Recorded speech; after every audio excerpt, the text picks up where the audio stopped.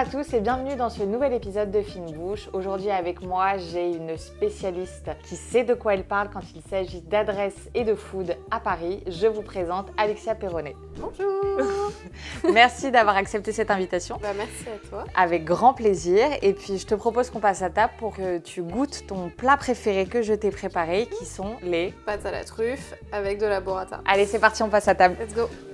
Et voilà, je te présente du coup ton plat préféré, les pâtes à la truffe et burrata. J'espère que déjà visuellement j'ai réussi à te faire honneur. Franchement, c'est canon. J'ai pris une burrata à la truffe. Ah, donc là vraiment, okay, j'ai joué la carte de la truffe à fond, comme ça tu pourras pas me dire qu'on la sentait pas. Du coup, je te laisse goûter. Allez. Et puis tu me diras ce que t'en penses. Oh, c'est délicieux.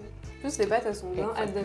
Oui, j'aime bien quand c'est pas trop mou. Et c'est une bonne idée d'avoir rajouté du coup les petits champignons, le côté avec le cèpe. Du coup, ça rajoute une petite touche originale, je trouve. Ouais, déjà, pari tenu, c'est bon, super. Donc toi, t'as pas de burrata du coup? J'aime pas la burrata. T'aimes pas la burrata? Non, j'aime pas la burrata. Non. Je t'ai fait honneur, je t'ai pris une belle burrata que j'ai choisie avec amour, mais j'aime pas ça. Mais donc, comment c'est possible? J'essaye depuis tellement d'années. La mozzarella, la burrata, la stracciatella, mais j'aime pas la texture. Et donc pourquoi t'as choisi les pâtes à la truffe comme plat préféré? Alors pourquoi? Parce que la cuisine italienne, c'est ma cuisine préférée. La burrata, j'en mange minimum une fois par semaine. Ah oui. Je fais un vrai régime de burrata, que ce soit l'été comme l'hiver, il n'y a pas de saison pour la burrata.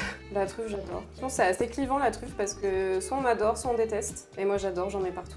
Et en fait, j'aime tellement ce plat que, dis-toi, on l'a même proposé au menu de notre mariage. Mais non. C'était pâtes à la truffe et à la burrata. Et moi, ma famille m'ont dit, mais on va manger des pâtes à votre mariage, c'est un peu bizarre. J'ai dit, oui, on va manger des pâtes au mariage, c'est mon mariage. Ça va être super bon. Et du coup, cette passion pour la nourriture, la cuisine, parce que c'est vraiment devenu ton travail à plein temps. Exactement. En tant que créatrice de contenu. Ça a commencé quand? Alors, ça a commencé à 5 ans, mais j'en vis vraiment depuis 1 an. Après, la nourriture, ça a toujours été en moi. Enfin, c'est une passion depuis toujours. Parce que moi, je suis pas trop cuisine, je suis plus restaurant.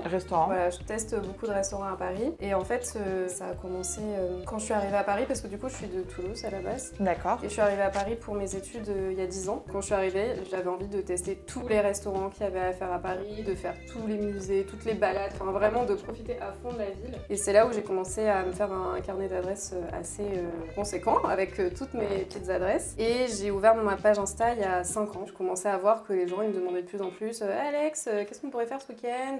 Ou t'as pas un bon brunch, tu vois, dans le 11e arrondissement et tout ça. Et du coup, j'ai ouvert ma page Insta il y a 5 ans. Il y a 5 ans déjà. Ouais. Tu commences à être une pionnière.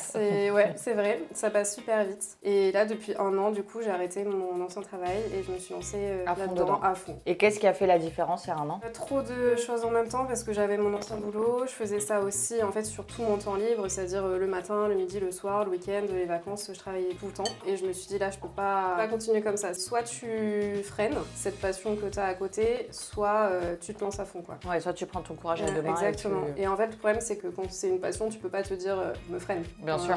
J'arrête de tester tous ces restos, j'arrête de passer 3 heures sur le montage le soir après le travail. Enfin, c'était pas possible quoi. Ça fait 1 an donc pour l'instant c'est tout beau tout rose. On verra, tu vois, peut-être dans 3-4 ans si c'est toujours le cas, mais pour l'instant je suis trop contente. Donc là vraiment le concept que toi tu proposes c'est de tester les restaurants et de les présenter en vidéo pour que ta communauté du coup qui a confiance en ton libre arbitre. Ouais, exactement. Ok. En fait c'est un guide des bonnes adresses à Paris. À Paris. Sachant que je fais pas que les restos, je fais aussi tout ce qui est un peu j'ai vu les sorties, les activités culturelles, etc. Exactement. Et quand tu vas tester un restaurant, tu vas dans l'idée de tester ce restaurant de façon positive ou vraiment de donner ton avis le plus transparent possible? L'idée c'est toujours d'être le plus transparent possible parce qu'en fait les gens sinon ils te font plus confiance. Après c'est facile parce que du coup il y a tellement de restaurants que quand j'en choisis un que je vais tester, je sais déjà à 90% qu'il va me plaire. Okay. Parce que j'ai épluché toutes les photos, j'ai regardé tous les avis Google, j'ai regardé toutes les vidéos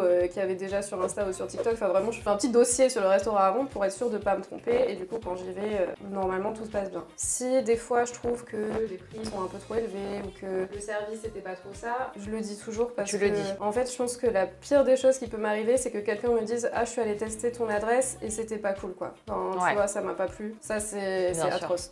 Bah oui, non, mais je comprends. C'est la pire sensation. Je trouve que ce qui est génial avec le côté de la création de contenu spécial food, ce pourquoi je me suis penchée également dedans, c'est un canal tellement ouvert qui est interminable parce qu'il y a tellement une diversité et un choix de restaurants qui s'ouvrent à nous et qui se proposent entre ceux que tu veux tester parce que c'est des institutions, les nouveaux concepts. Après, il y a toujours ce côté aussi un peu pas tomber dans le côté attrape-touriste. Ah bah non, parce qu'il y en a. Ouais, c'est ça. C'est sûr. Est-ce que toi, aujourd'hui, des restaurants vont te proposer de venir faire une vidéo de leur lieu? Oui.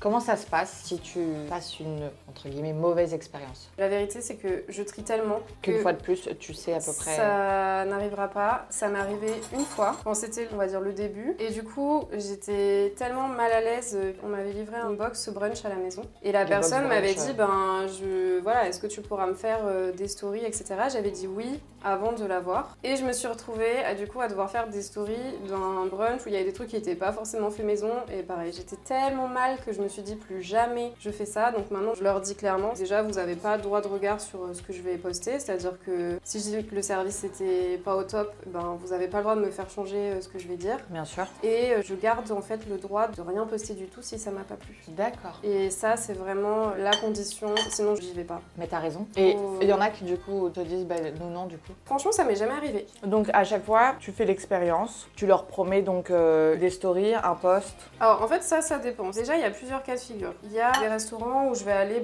moi-même spontanément parce que je l'ai vu dans la rue, que je l'ai vu sur Insta. Je suis pas invitée ni rien, j'y vais. Ils sont pas au courant, donc je fais ce que je veux, si ça m'a plu ou pas. Ensuite, il y a les cas où les restaurants m'écrivent sur Instagram ou sur TikTok et me disent on aime bien ce que tu fais, est-ce que tu pourrais venir nous voir? Ils m'invitent à manger avec quelqu'un. Et là, je suis totalement libre aussi de ce que je vais faire parce que c'est une invitation, il n'y a pas de contrat rémunéré ni rien. Donc je leur dis si ça m'a vraiment plu, que c'était génial, je vais faire la totale, la vidéo sur TikTok, sur Instagram, des stories. J'ai aussi une carte Mapster où je mets les adresses géolocalisées. Et après, il y a un autre cas, c'est que de plus en plus, et c'est assez récent, ça doit faire peut-être à peine plus de 6 mois, les restaurants se tournent vers l'influence pour faire leur communication, leur publicité, et rémunèrent du coup les créateurs de contenu. D'accord, donc il n'y a plus que le côté invitation. Exactement, et vraiment on a vu un switch là il y a 6 mois. Aujourd'hui, les jeunes cherchent leur restaurant, trouvent leurs bonnes adresses sur les réseaux sociaux. Du coup, ils ont besoin de ça pour se faire connaître, surtout à Paris où il y a beaucoup de restos. Et donc aujourd'hui, je suis de plus en plus rémunérée pour partager les restaurants sur les réseaux. Et donc dans ce cas-là, on a un vrai contrat. Donc eux, ils me disent on veut une vidéo, on veut tant de stories,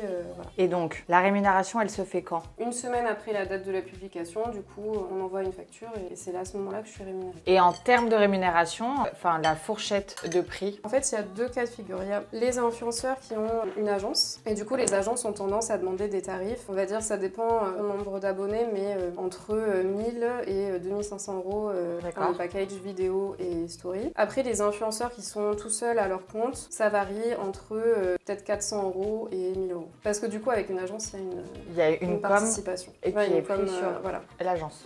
D'accord, ok. Et donc, tu ne cuisines pas? Alors... Voilà, la question qui fâche. En vrai, j'essaie de cuisiner de temps en temps, mais moi, faut pas que ça prenne plus de 20 minutes, sinon ça m'énerve. Ok, donc pas de patience. Non, pas de patience. Faut que ce soit simple, rapide, efficace. Et bon. Et bon. Et bon quand même. Et donc, t'as des adresses préférées à Paris? Bien sûr. Le premier que je vais citer, je pense que c'est Joseph et Raymond. C'est un petit restaurant dans le 10e qui fait de la cuisine du sud-est, plutôt Nice. Le gérant est super sympa, l'équipe est au top, il y a toujours une super ambiance, la déco est très sympa. Une autre que j'ai découverte il y a pas si longtemps, c'était l'été dernier, mais pareil, j'y suis allée déjà 3 fois, 4 fois. Et ça s'appelle Riviera Fuga. C'est une péniche du côté du pont Alexandre Ier. Déjà le cadre incroyable, la péniche est magnifique. C'est de la cuisine fusion un peu étonnante, c'est Italie, Japon. Ah oui, mais je vois très bien. Entre le Grand Palais, oui, à chaque fois je me trompe, c'est pas Alexandre Ier, c'est Alexandre III. Exactement. Et en fait, les prix sont pas si chers que ça pour le cadre. La cuisine est assez recherchée, c'est vraiment original. Par exemple, ils vont faire des cannelloni, donc ça c'est italien, avec du tataki de bœuf à l'intérieur. Ah, j'adore. Tu vois, avec le côté... Il y a une vraie cuisine fusion. Ouais, voilà. Et comment tu les cherches alors? Alors c'est marrant parce que je les cherche pas sur Instagram ni sur TikTok. Sur Google? D'accord. Je suis à l'ancienne. Non mais je comprends. En fait, je fais... déjà quand je me promène dans Paris, ça m'arrive de me dire ah ce resto il est super joli, c'est nouveau, ça m'intrigue. Ou alors sur Google en fait. Je pense que je suis à peu près pareil que toi, c'est-à-dire que quand je cherche une adresse, je vais regarder un peu les avis Google et après je vais aller sur Insta pour voir l'ambiance. Soit j'ai envie de me faire vraiment cette adresse-là parce que c'est un boui-boui, ça paye pas de mine, mais je sais que je vais m'éclater par terre tellement c'est bon. Ou soit j'ai envie de combiner un peu les deux et donc je vais avoir quand même envie de retrouver une certaine ambiance, une certaine atmosphère. Ok, mais hyper cool en tout cas, hyper intéressant d'en savoir un petit peu plus sur les coulisses de la création de contenu. Alors j'ai une petite question pour toi. Dis-moi, je t'ai. C'est quoi ton restaurant préféré? Je suis très cuisine italienne. J'ai 2 restaurants que j'adore. Un restaurant qui est rue Ticton dans le 2e qui s'appelle Osteria Rughera. C'est une tuerie. Typique des restaurants italiens, donc c'est un peu rustique, en pierre ou autre, mais t'as ces jolies assiettes qui sont toutes colorées là-bas. C'est vraiment que des recettes que tu trouveras difficilement ailleurs. Et un autre restaurant qui est restaurant Primo Piano. Il est au Bon Marché et c'est un restaurant italien et la carte des pâtes change tous les jours. Incroyable. Il y a vraiment plein d'associations différentes, mais c'est excellent. J'espère que ça t'a plu quand même, en fait, c'est beaucoup parlé. Mais du coup, j'arrive pas à manger et parler en même temps. Donc je te propose que l'on passe sur le canapé pour la dernière partie de l'émission, qui est le petit questionnaire de Proust revisité. D'accord. Allez, c'est parti. Alexa, j'espère que tu as passé un bon moment. Je me suis régalée. J'ai vu que tu n'avais pas fini, mais je sais que je dois pas en tenir rigueur, parce qu'a priori, j'ai rempli ma mission. Oui, franchement, c'était parmi mon top 3 des meilleures pâtes à la truffe et à burrata que j'ai mangé. Pour de bon? Ouais. Oh là là là là là là, j'adore. Wow. T'es prête? Allez. C'est parti. Ton restaurant préféré? Joseph et Raymond, dans le 10e. Ta destination culinaire préférée? L'Italie. Sans hésitation. Non. Ton péché mignon? Le brie à la truffe. Ton cheat meal? Non, les sushis, c'est pas vraiment un cheat meal. Ça dépend pour toi, moi ça n'est pas du tout un cheat meal. Non, on en mange beaucoup, donc ça peut devenir. Ça peut être un cheat meal. Allez. Ton restaurant pour un date? Alors un que j'ai fait il y a pas longtemps et qui est parfait pour un date, c'est un restaurant japonais qui s'appelle Jun, dans le quartier de Saint-Germain-des-Prés et qui est très très beau. Oui, c'est vrai. Le plat à te cuisiner pour te faire fuir? Les artichauts cuits. T'es plutôt sucré ou salé? Plutôt salé. Brunch ou goûter? Brunch. 100 fois. Passion brunch. Ah ouais, Passion brunch. Ah ouais. Une adresse de brunch comme ça? Break, un nouveau brunch que j'ai fait il y a pas longtemps. Tout fait maison, un pain perdu énorme comme ça, délicieux. Une tuerie. Trop bien, ouais. Ton dessert favori? La tarte tatin. Si tu devais inviter 3 personnes à dîner? Ok, donc ça c'est une question super difficile. Je dirais Jennifer Aniston, une de mes actrices favorites. Une autre personne que j'aimerais beaucoup rencontrer, c'est une youtubeuse qui s'appelle My Better Self. Et en 3e personne, mon mari, parce que comme ça il me mettrait à l'aise pour parler avec les 2 autres personnalités et il détendrait l'atmosphère. Ça te permettrait de passer un bon moment. Voilà, exactement. Et tu les emmènerais dîner où? Dans le 11e, dans une adresse qui s'appelle Jolia. C'est un resto un peu festif, saveur du Moyen-Orient. Ah, sympa. Ouais. Et on termine avec ma question phare. Quelle est ta définition d'une fine bouche? Un bon vivant qui aime les bons produits locaux de saison. Locaux de saison, très important de manger de saison. C'est parfait. Écoute, je valide cette définition. Alexa, je te remercie beaucoup d'avoir accepté mon invitation. Et quant à nous, on se retrouve la semaine prochaine pour un nouvel épisode de Fine Bouche. Et puis moi, je vous souhaite un bon appétit. Et puis à la semaine prochaine.